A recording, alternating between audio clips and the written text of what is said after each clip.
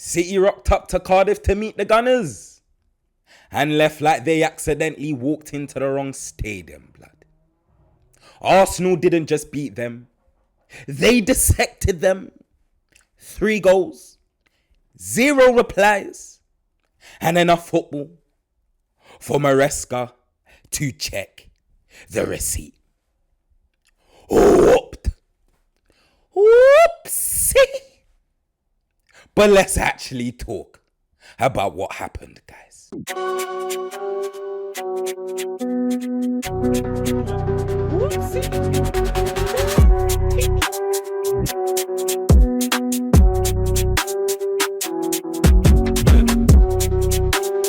It's just the Community Shield, and recently Arsenal have been serial winners of this competition, right?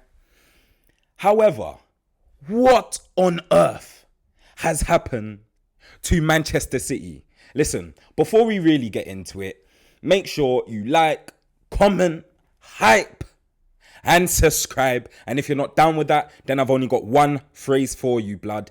This is all real, no BBLs. Let's start with the goals. Now, MLS, that is Tekzinho's genre, guys. My genre, my type of player. Lewis Kelly shields a man like he's putting the football in witness protection, blood. X-ray vision activates. Forget Google Maps. How about Waze instead? Finds his destination. Calafiori. I don't know why, how, and coincidentally, he always finds himself in the greatest attacking positions between fullback and centre halves of the opposition. A beautifully weighted pass into Calafiori. It forces him to open his body on his back foot. Calafiori opens up his body like he's unveiling the answer to a question that nobody could solve. Then the finish. Left back apparently, Left back apparently. But finishes with the composure of a serial number 9. Arsenal's technical level was immediately on display. From that goal, City were just getting carved open. Carved open. Second goal. Martin Odegaard today. Oh, another one. My type of genre. I could binge watch all night. When he's not being passive, when he's not got the handbrake on, I can binge watch this all night. Odegaard was floating rather than running. So cute in between the lines. Constantly finding pockets where City's midfield could not touch him today.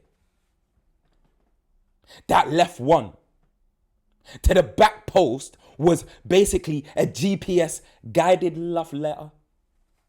Lefty. Zolis.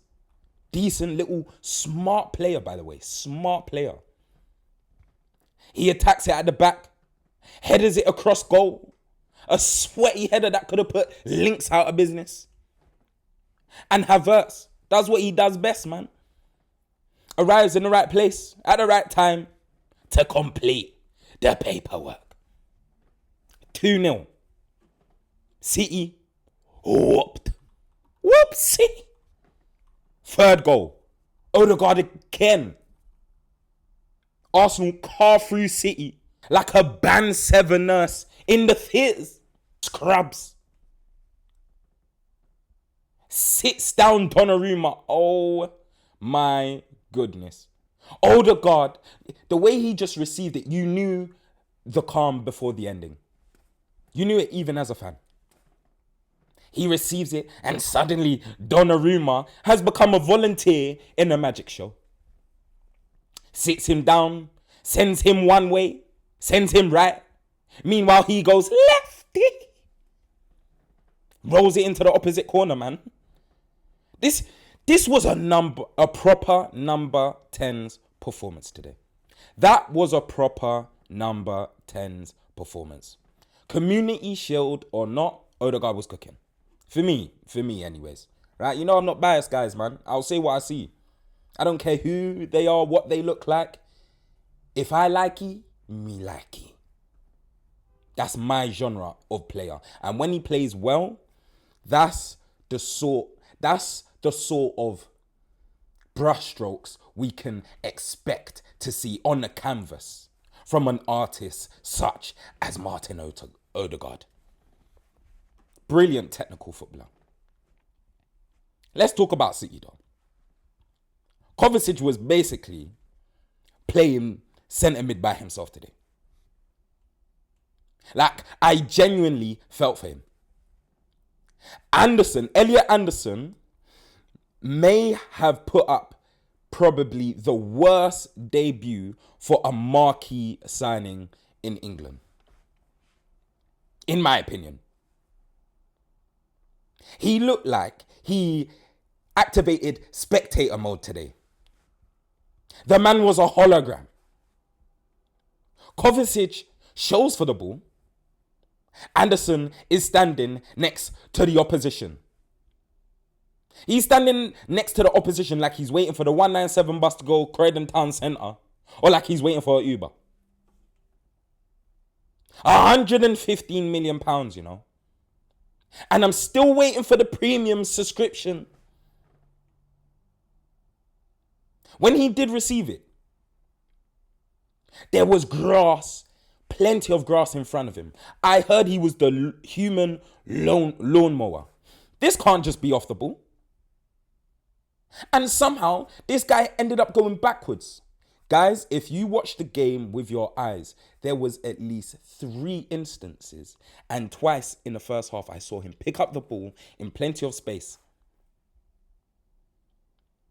See, when he shows for the ball, because he's not technically smart, those type of players, when they show for the ball, they have to go and chase the ball.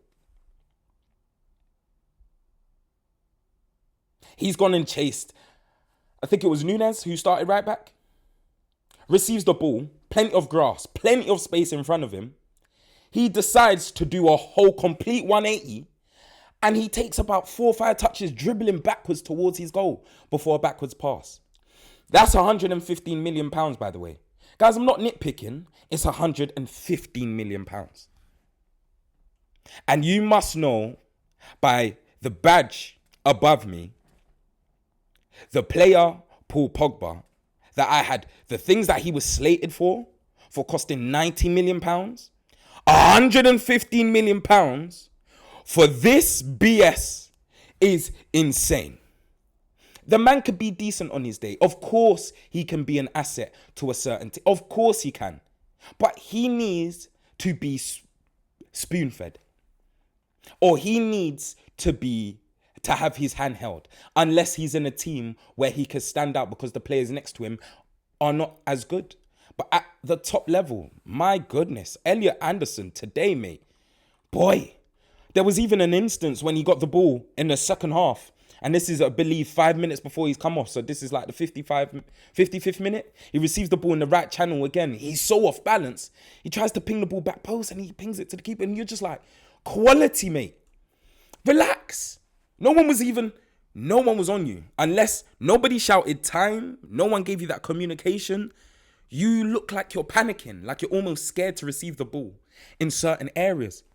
We can't be having that, Elliot Anderson. We can't be. We even have Ali McCoist trying to back him on commentary. I've never seen Elliot Anderson have this least amount of touches in a game before for England or Forest. Are you insane? I mean, listen, I'm not a Forest fan, so I rarely watched 90 minutes. And when he came to Old Trafford, I said, what a performance. He stood out. He actually played well because it was a physical performance. Apart from that, England, touches.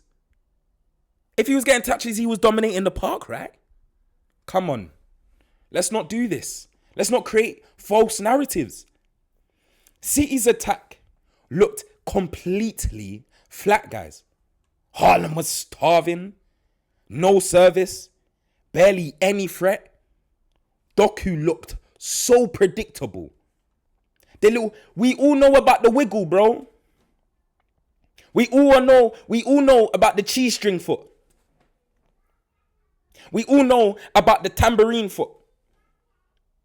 Shaking your leg. Like, bro, what have you got in your pocket? An old school Nokia brick. That's all he does. He shakes the right leg and he believes that something's going to happen. Do you know what? I nearly fell into this 1v1 demon thing. On his day, again, he can be so exciting to watch. But today, so predictable. Jack Grealish. I forgot Jack Grealish was on loan. For crying out loud. I forgot this man was on loan. Grealish came on looking like Samurai Jack losing the sword. He's lost the sword, guys. No more Samurai Jack. Turkey arrived with the reputation of a magician, guys. Left the wand at home. Now, I love Turkey, man. That's my type of player. But again, this guy needs game time. He needs game time. And the fact that he's consistently been having cameos off the bench, he cannot build any momentum, Ryan Turkey. And I feel sorry for that player. I don't know how Phil Foden got the start. Another one, anonymous today. And the funniest thing is he got plenty of space. He actually received the ball in a half turn plenty of times today, especially in that first half in particular. But then expressed nothing. And you know what? I saw a couple of instances where Haaland did peel off. And the ball has to be zicked into feet. So Haaland can take one touch in behind, exploit the space that's in front of him. Because that's Haaland's game. Hell no. The guy's got the handbrake on. Insane. Like, City they no longer look like City. It's a new era. Era's come to an end, guys. Arsenal were the complete opposite today. This was possession with purpose. It was direct, fluid front foot football. How can you exploit the opposition when you have the ball? Bruno G, MLS, and Odegaard all looked comfortable receiving the ball under pressure in the midfield. All capable of retaining the ball. All capable of breaking lines. And you know what? All of them have a bit of imagination to their game. Even if it's that little bit. We're not saying that elites, they have a bit of imagination. Let me take authority. I can see something in my peripheral view. Let me play that Revy pass. Let me punch a pass in between the lines. That midfield actually looked like it had multiple doors instead of one entrance today. City were getting carved apart. You see, if Arsenal's outlet, were Noni Madueke, who looks like every touch is an argument with every law of motion that was ever written, you wouldn't have looked half as bad. Maybe with Bukayo Saka starting, if Saka started, maybe you probably would have been 3-4 up in the first half. MLS, what a player, Miles Lewis-Skelly. Well done for keeping him. You lot done me dirty there, man. You gave me a whoopsie. He's calm, strong, rarely panics, protects the football beautifully, plays beyond his years. Martin Odegaard, today, he added the missing ingredient for me. Intent. Less recycling, more incision.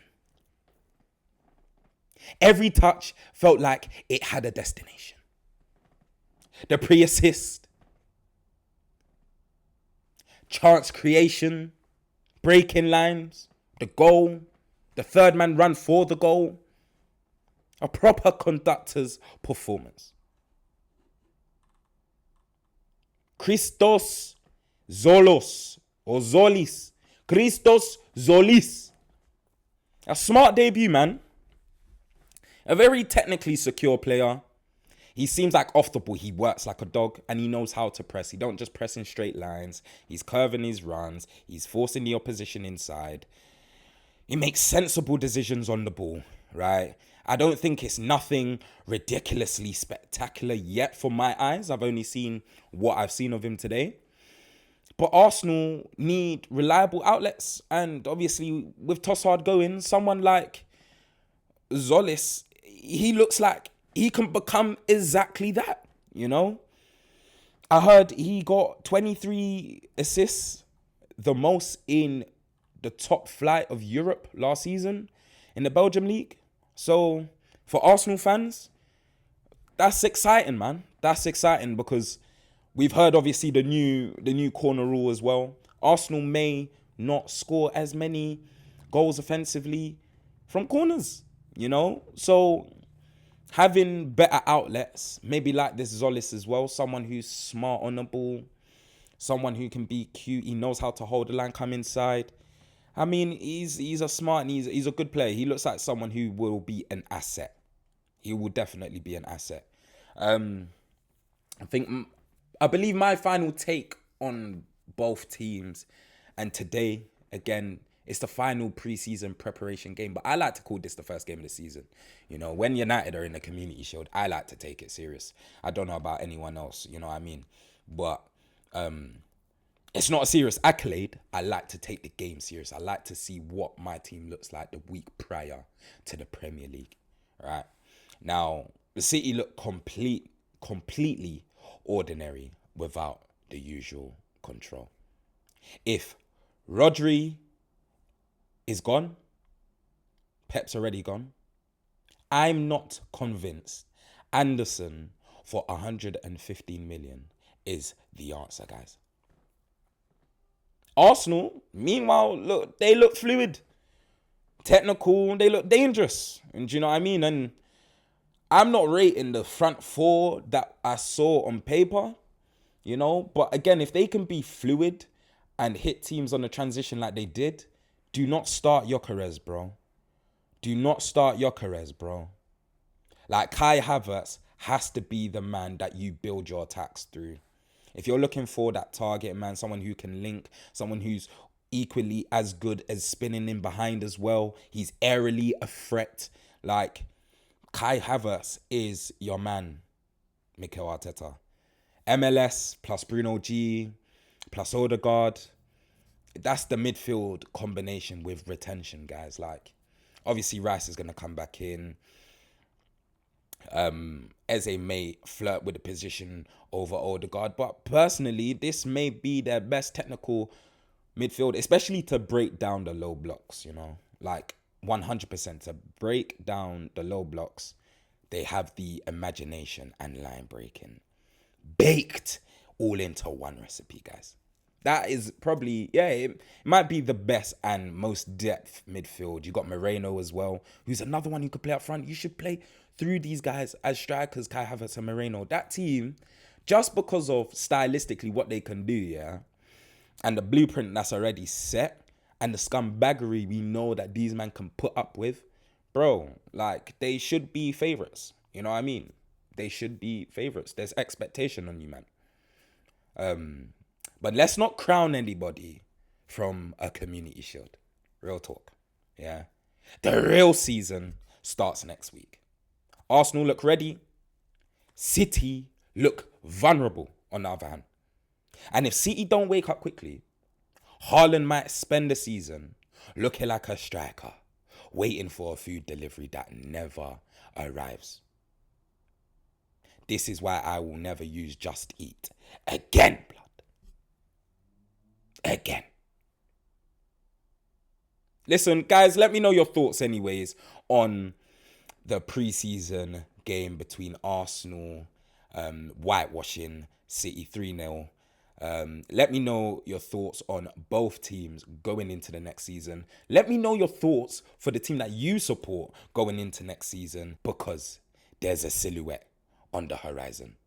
And if you're not down with that, then I've only got one phrase for you, blood. This is all real. No BBLs. Tekzinho out. Whoopsie.